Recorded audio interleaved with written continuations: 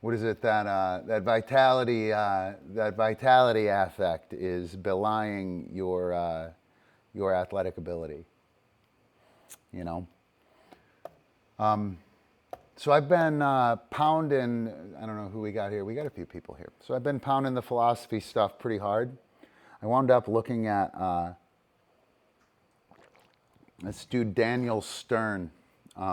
He does 1985. He did something. It's infant psychology, infant developmental psychology.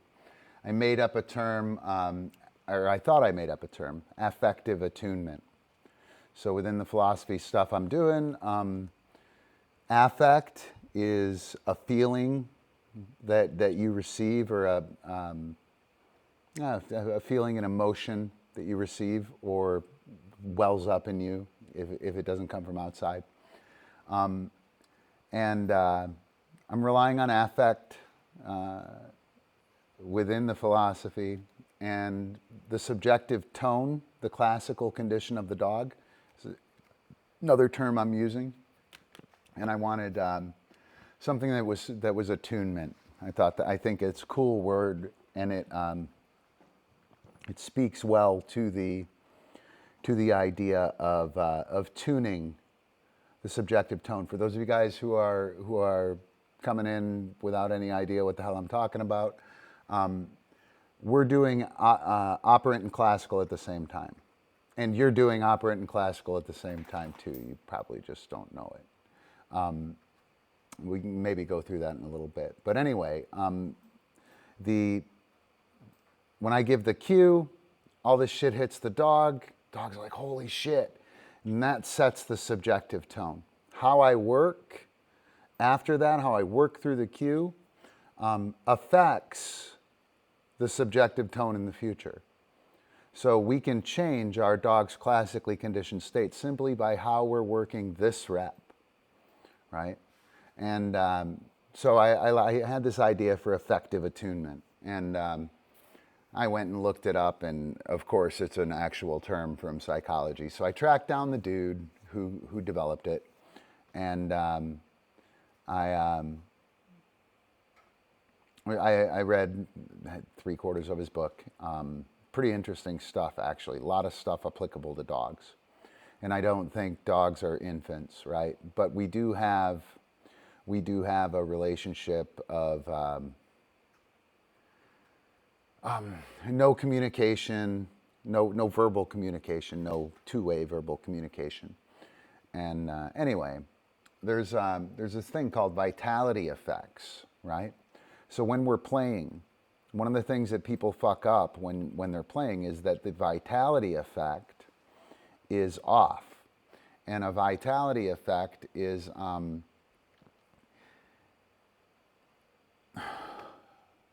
you can tell that I'm, and you can tell that I'm excited, right? That's a vitality effect. A puppet show. You know, the one puppet that mopes around, his arms are down and his head is lolling, right? And the puppet that's excited and happy, his hands shake and his head shakes and his head is up. Infants are attending to that with their mother all the time, and with their caregivers all the time. And that vitality effect, when it doesn't fit the situation, the infant gets uncomfortable.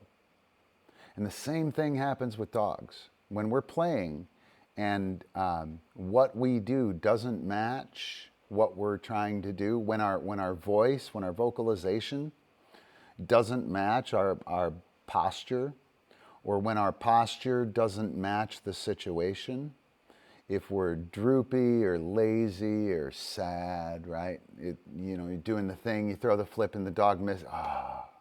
That vitality effect is highly communicative, and it is highly influential on the dog's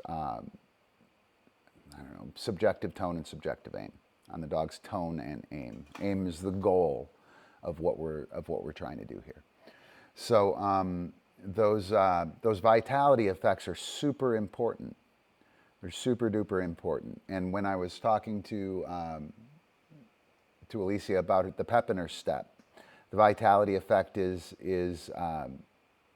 sloughing off when she's moving. And all she has to do is put a little bit of pep in her step, tiny, tiny, easy jog, you know, even if it's a speed walk, right? Not with the fucking creepy movement, you know, bad vitality effect there. But with with pep in the step, purpose, right? That idea makes a big deal. Rhythm when we're playing in a game is super important.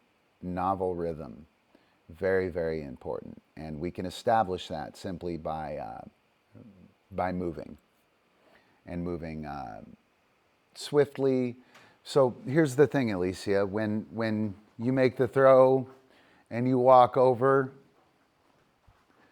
and you then pick it up, and I know you got frisbee knees, so you pick it up kind of slow, that whole pace drags along, right?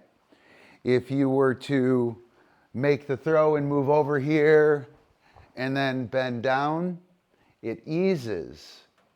And then I can turn and I can move quickly again, and I have this nice rhythm that establishes, and it doesn't like lull the dog to sleep. I think it's important. But yeah, vitality effects, super important, super important. That goes into the phenomenal process philosophy of play, my new project. So we did the jazz throw. Those of you guys who just slipped in, you're going to want to check that out. You are going to want to check that out.